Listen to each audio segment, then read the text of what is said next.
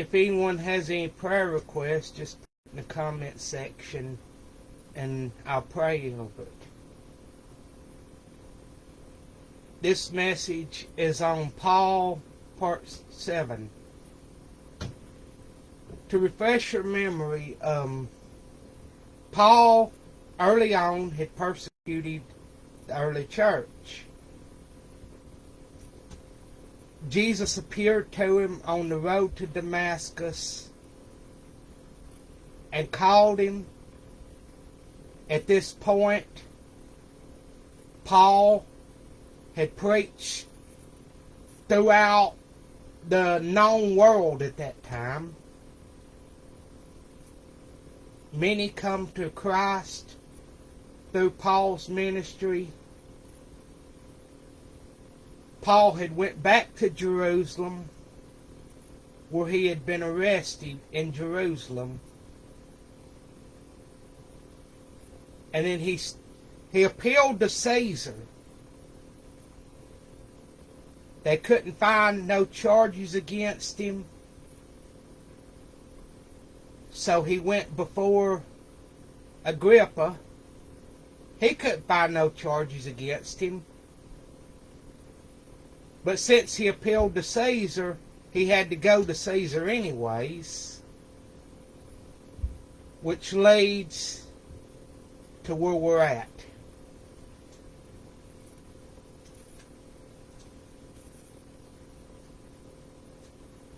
While on way to Rome, Paul said unto them, Sirs, I perceive that this voyage will be with hurt and much damage, not only of the lading and ship, but also of our lives. Nevertheless, the centurion believed the master and the owner of the ship more than those things which were spoken by Paul. And because the haven was not commodious or comfortable to winter, and the more part advised to depart thence. Also, if by any means they might obtain to Phoenix and there to winter. It's kind of like you fix it to get in the winter. You certainly wouldn't want to be in Alaska then.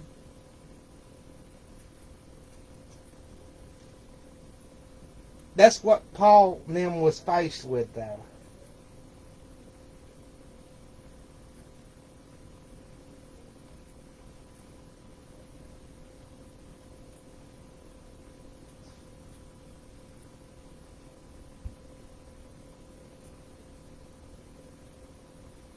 Which is a haven of Crete, and lies toward the southwest and northwest.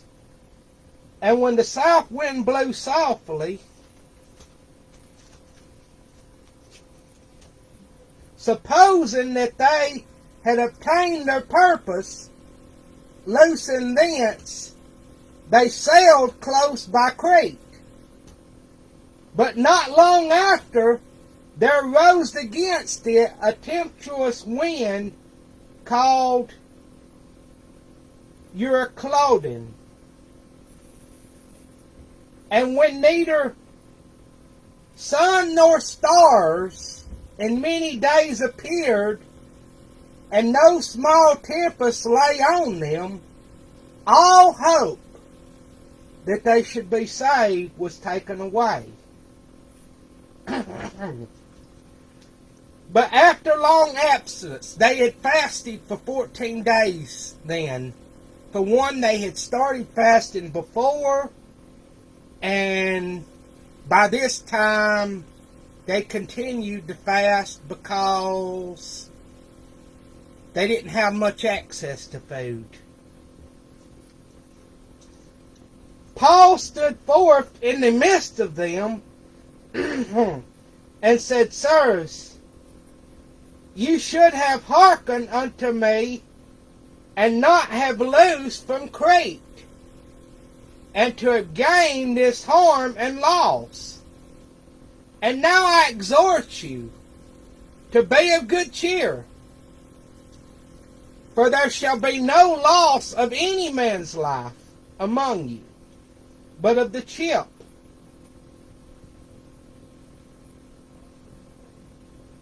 For there stood among you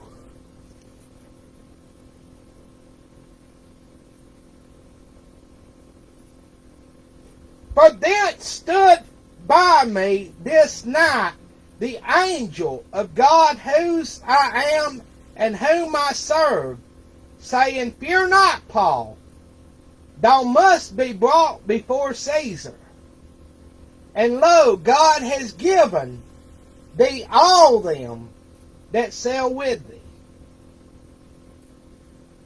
Wherefore, sirs, be of good cheer, for I believe God that it shall be even as it was told me. How about we must be cast upon a certain island? After the ship run aground, the soldiers wanted to kill the prisoners to keep them from escaping. But the centurion wanted to spare Paul's life, so he didn't let them do it.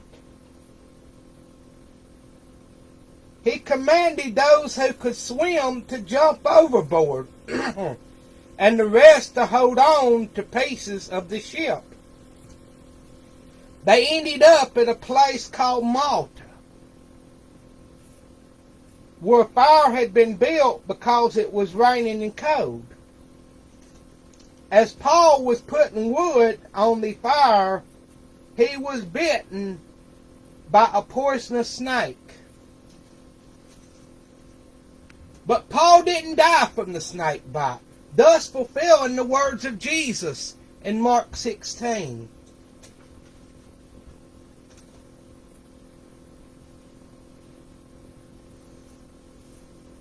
This is a verse, by the way, that many have taken out of context.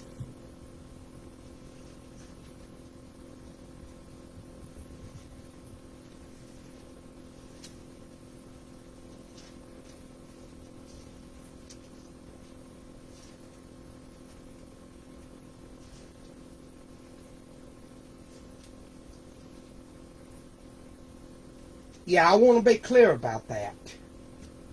Many have taken that out of context, and I'm not telling people to go pick up a snake.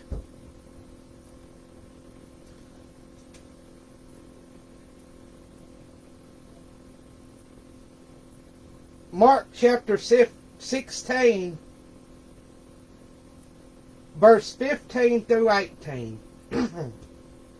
And he said unto them, Go ye into all the world, and preach the gospel to every creature.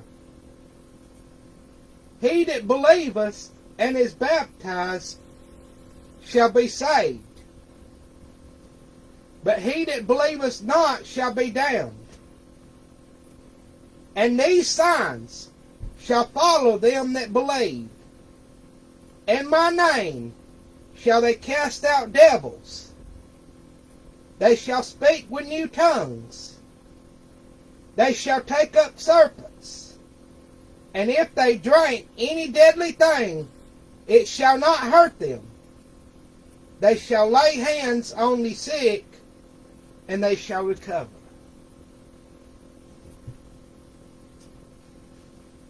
And that's what happened to Paul. He was bitten by the snake, but the snake didn't kill him.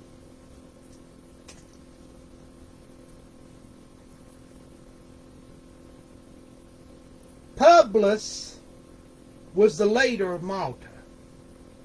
His daddy was sick. Paul prayed and laid hands on him, and he was healed. After seeing this, they brought other sick people to Paul to be healed. Caesar Nero kept Paul on house arrest for 2 years. By the way, I'm going to pause here and explain exactly about Caesar Nero. This is somebody that, when I first heard about him, I had remembered that I had had dreams about him. And he wasn't a good person even in the dream, even though I don't remember the full detail of it. But I later found out who he was. He was the emperor of Rome. He had succeeded Claudius Caesar.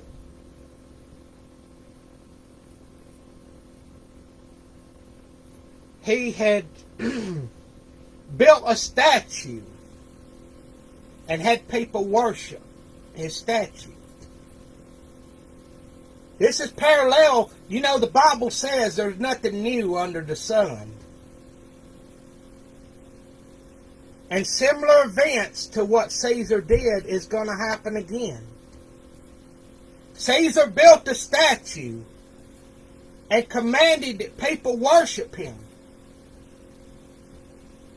They were to burn a sacrifice to his statue. The hot ashes from that sacrifice would be placed on their hand or on their forehead. Anyone who did not have the burn mark from those ashes were not allowed into the marketplace. They couldn't buy or sell. The numerical value of Caesar Nero's name. He was called Caesar Nero or Neron Caesar. Two different names. It's same name, but spelled two different ways. 616 or 666. Which the manuscript, some of them said 616 and some of them said 666. But there's going to be another come to power similar to Nero. That's going to bring in the mark of the beast again. This is something that's happened before and it will happen again. Now that I've explained who Caesar Nero is, I'm going to continue.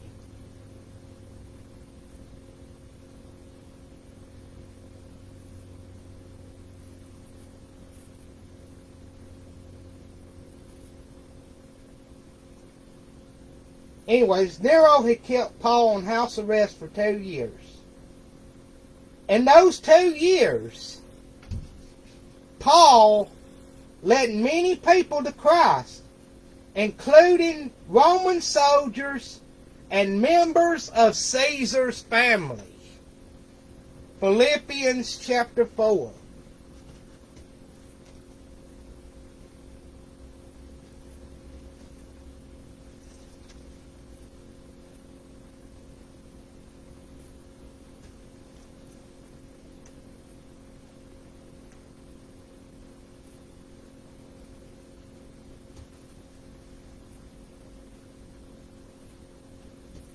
Verse 22.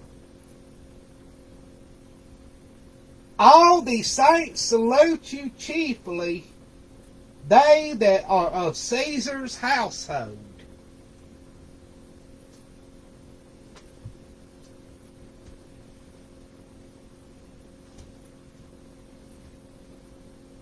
Caesar Nero came to the point where he wanted to rid the world of all the followers of Christ. As you may remember, he was the one who killed Peter. He set Rome on fire and blamed the church for the fire. Paul went to a second trial before Nero, where Nero ordered that he be beheaded. After hearing of his sentence, Paul wrote in 2 Timothy,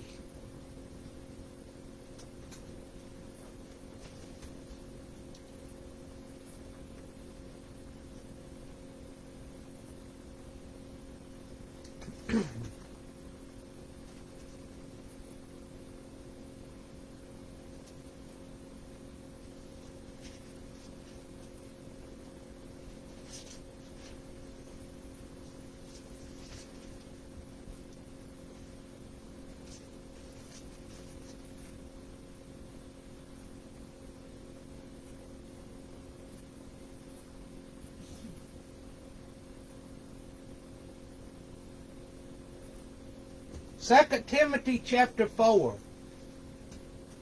starting at verse 6. For I am now ready to be offered, and the time of my departure is at hand. I have fought a good fight. I have finished my course. I have kept the faith. Henceforth there is laid up for me a crown of righteousness, which the Lord the righteous judge shall give me at that day, and not to me only, but unto all them that love his appearing.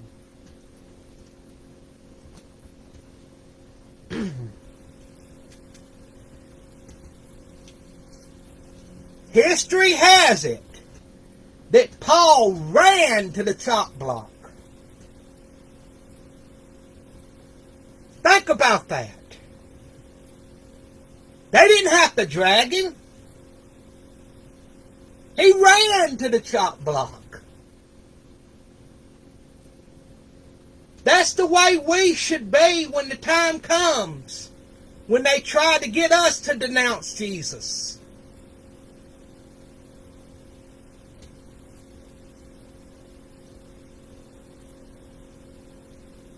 Tradition says after they chopped his head off, it bounced 3 times. And fountains came out everywhere it bounced. I think it was milk that came out. I'm not sure. It may have been water. But fountains came out the 3 places that his head had bounced. This concludes the series on Paul.